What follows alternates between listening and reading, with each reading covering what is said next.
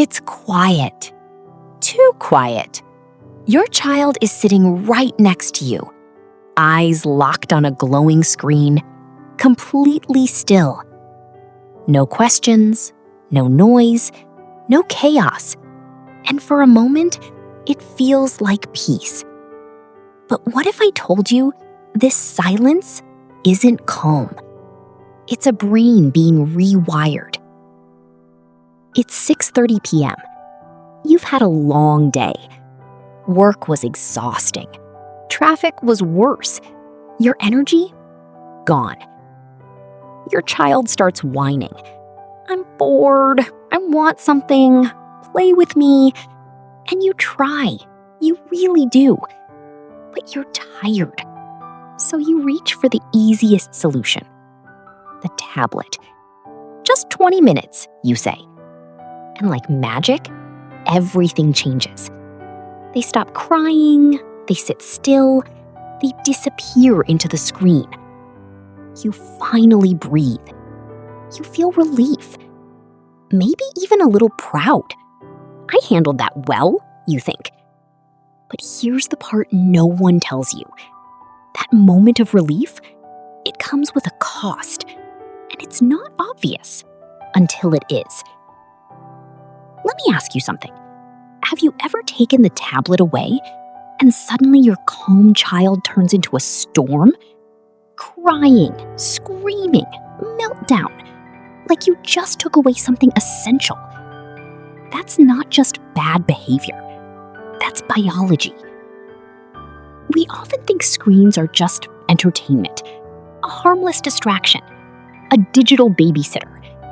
But your child's brain doesn't see it that way. To their brain, it's an experience of intensity. Fast colors, instant rewards, endless novelty. And here's the truth most parents don't realize. Screens don't just occupy your child's attention, they train it. They shape it. They wire it. And once you see this, you can't unsee it. Let's start with something simple. Dopamine. You've heard of it. It's often called the feel-good chemical, but that's not entirely accurate. Dopamine is about anticipation. It's the something exciting is coming signal. Now think about apps, videos, games. Swipe. New video. Tap. Reward. Level up. Bright sound. Your child's brain is getting hit with dopamine. Again, and again, and again. Fast. Constant. Unpredictable. This creates what we call a dopamine loop. The brain starts expecting high stimulation all the time. So what happens when that disappears? When the tablet turns off? Real life suddenly feels slow, boring, empty. And your child doesn't know why. They just feel it. So they react. Not because they're spoiled, because their brain is confused. Now, let's talk about attention. Your child isn't born with a fixed attention span. It's built over time, like a muscle. And here's the problem. Screens train attention to expect speed. Quick cuts, instant feedback, no waiting. But real life, it doesn't work like that. Learning to read, building with blocks, listening to you speak. These require slow attention, effortful attention. If a child's brain gets used to fast stimulation, slow activities start to feel uncomfortable. Not because they're incapable, but because they've been trained differently.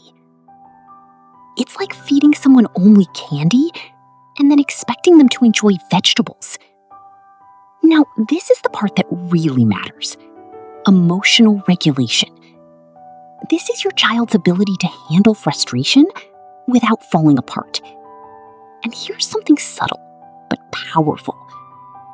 Every time your child feels bored, frustrated, or restless, and you give them a screen, you're solving the feeling for them. You're removing the discomfort. But that discomfort, it's where growth happens. That's where they learn, how do I calm myself? What do I do with this feeling?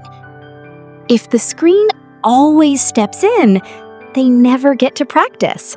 So later, when life doesn't give them a skip button, they struggle. Let's go back to your home.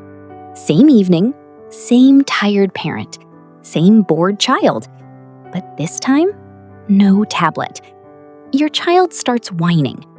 I'm bored. And you feel that familiar urge to fix it quickly. But instead, you pause. You say, I know, being bored feels uncomfortable. Your child looks at you, confused. You don't rush to solve it. You sit there, present. The whining continues for a minute, maybe 2. And then something interesting happens. They pick up a toy, not excitedly, not perfectly, but slowly they engage. That moment, that's the brain learning something powerful. I can move through discomfort. That's emotional growth. It doesn't look impressive, but it's everything. So what can you actually do? Let's make this practical. Not perfect, just doable. 1. The buffer zone rule. Don't go from screen to real life instantly. That's like slamming brakes at full speed. Instead, when screen time ends, create a buffer. 5 to 10 minutes of low stimulation. No screens, no pressure. Just transition. Let their brains slow down. This reduces meltdowns dramatically. 2. The boredom window. This one feels uncomfortable, but it works. Give your child space to be bored. Not forever, just 10 to 15 minutes. No rescuing, no immediate entertainment. You're not neglecting them. You're giving their brain a chance to create. That's where imagination is born. 3. The co-regulation moment. When emotions rise, don't replace the screen with commands. Replace it with connection. Sit near them. Lower your voice. Say, I'm here. You don't need perfect words. Your calm presence is what regulates their nervous system, not the tablet, you. This is where parenting shifts from control to guide. Here's the truth that hits hard. Screens are not the enemy. They're tools, but tools shape behavior. And young brains are incredibly sensitive to that shaping. This isn't about guilt. It's about awareness. Because once you see what's happening, you can make different choices. One day, your child won't need you to hand them a tablet. They'll have their own world, their own struggles, their own emotions to navigate. And in those moments, they won't remember how many videos they watched. They'll remember something else. How they felt when they were overwhelmed. Did someone fix it instantly?